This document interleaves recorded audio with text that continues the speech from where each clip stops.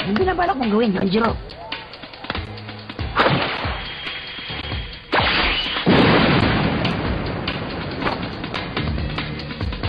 Sino yan ah? Yan nga si Yonjiro Puma. Naku! Anong gagawin niya? Ba't siya bumaba dyan? Sa tingin ko, mukhang hindi niya na talaga mapigil ang sarili niya pagkatapos siya makakita ng ganong klaseng laban. Ilamero talaga.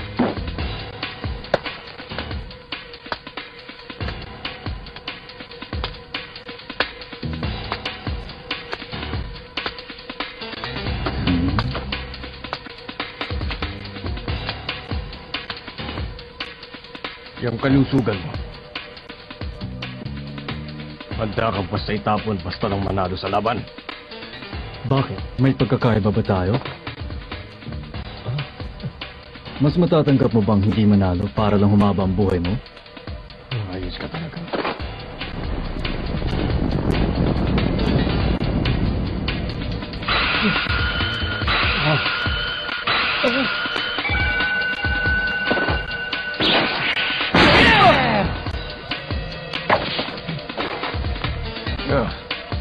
Ang kapal mo.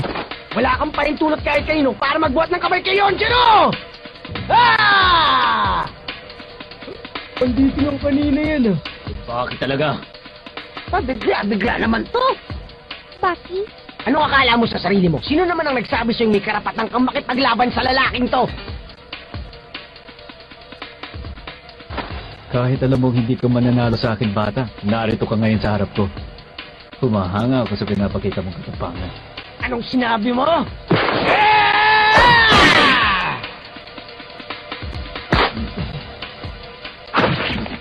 Pero isa lang ang sasabihin ko sa'yo, bata.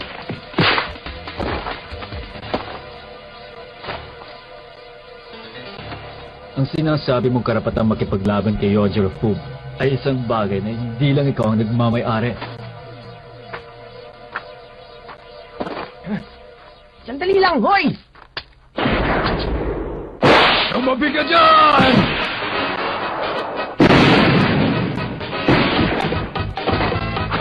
Huwag mo ako isasali sa mga walang katuturang hirit ng batang isip na yan! Ituloy na natin!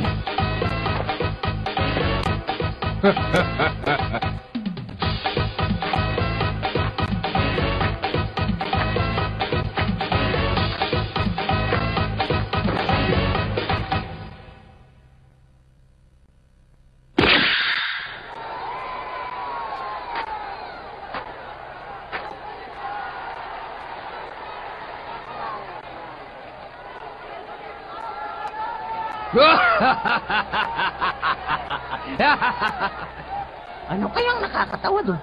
Oh. Kung hindi mo pa sinabi sa akin, hindi ko talaga mapapansin. Kung karapatan lang ang pag-uusapan, may kay talaga siya.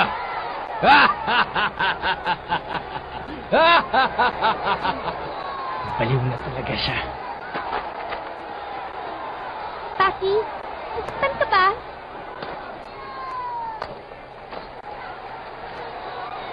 O ano, okay ka lang ba, ha, Baki? Oh, Renbang. O mabuti pa, gamitin mo na lang to. Huwag ka na mahiya. Bakit ka naman ganyan? Kung makatingin ka sa akin, parang napakasamang tao ko naman sa'yo. Ano bang ginawa ko sa'yo?